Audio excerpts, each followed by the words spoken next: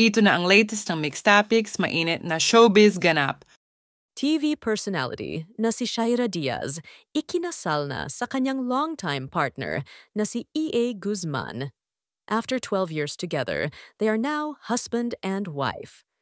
The longtime couple tied the knot in a church wedding on Thursday, attended by Shaira's fellow Unang Hirit hosts, along with her and E.A.'s loved ones. Umaga bago ikasal sina E.A. at Shaira, ibinahagi ng Kapuso Morning Sunshine ang isang sulyap sa kanyang paghahanda para sa kanyang kasal sa morning show at sinabing, "I can't wait to marry you." Binisita ng Unang Hirit host na si Kaloy Tingchungko ang Kapuso Morning Sunshine sa kanyang kwarto para i-check up siya at tanungin kung mayroon siyang wedding jitters. Wala naman, parang okay ako, ready. Basta sinabi ko lang sa isip ko pagkagising ko, ang aga naman nilang dumating lahat, she said. Sinabi rin ni Shaira sa Unang Hirit mainstay na si Arnold Clavio na tinukoy niya bilang kanilang ninong na nakatulog siya ng 2:00 ng umagang dahil natapos niya ang pagsulat ng kanyang mga wedding vows. Tinapos ko po kasi yung vow ko, nagsulat talaga ako tapos bukod talaga doon, may pinaghahandaan talaga ako. Yung lagi nating pinagkukwentuhan, grabe ang pressure, dagdag ni Shaira.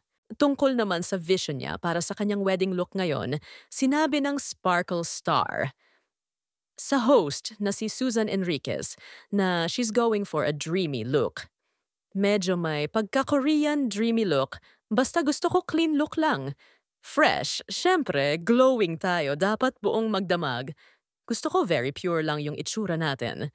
Sinabi rin ni Shaira sa mga host ng Unang Hirit na labis siyang nasasabik na ikasal sila ni E.A. at sa wakas ay matatawag na niya itong asawa.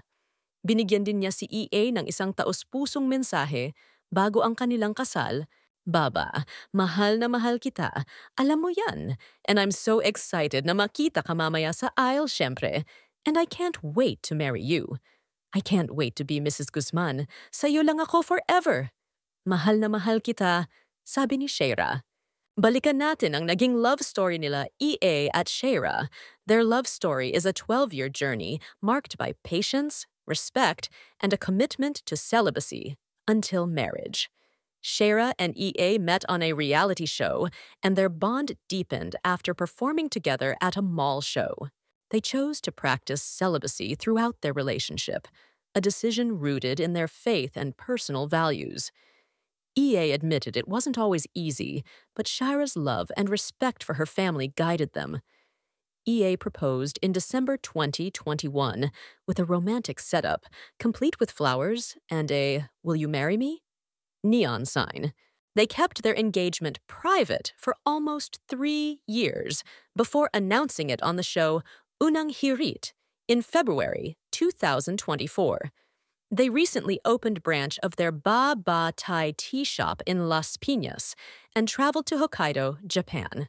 In 2023, they took a trip to South Korea, where they visited the Seoul Tower for the Lovelock experience and got tattoos together, sharing photos on their social media. Samantala, sila naman ang mga celebrities at kilalang personalidad na dumalo sa kasal nila E.A. at Shaira. Ang mga kaibigan ni E.A. na sina Jaros Gamboa, Raver Cruz, Rojun Cruz, Gerald Anderson, Coco Martin, Julia Montes, Jenilyn Mercado, Arnold Clavio, Michael V., Jingoy Estrada, Jasmine Curtis, Paulo Contis, mga co-hosts ni Shaira sa Unang Hirit, at marami pang iba. Maraming netizens at celebrity friends nila ang bumati at kinongratulate. And bagong kasal, sinabi din ng mga netizens na napaka-genuine umano ang reaction ni na E.A.